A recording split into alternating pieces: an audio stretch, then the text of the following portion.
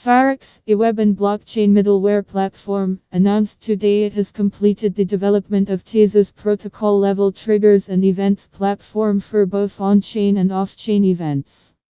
This is an update to September 2019's release that announced Fabrx's participation in the current cohort of ecosystem grants hosted by the Tezos Foundation. The Tezos platform operates similarly to the Zapier automation platform and includes a point-and-click interface, automated API methods, and triggered, cloud-based functions. The platform will accelerate the adoption of Tezos by simplifying development and by equipping the community with necessary API triggers including smart contract events, wallet actions, and market activity. API triggers currently included in the interface are baking events, wallet events, market events, governance events, and contract events. The platform is built specifically for Tezos developers.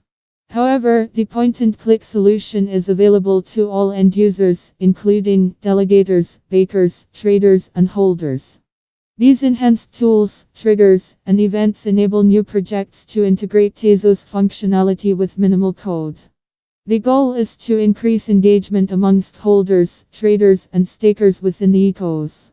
You can read full post on CryptoFans News, link available in text below.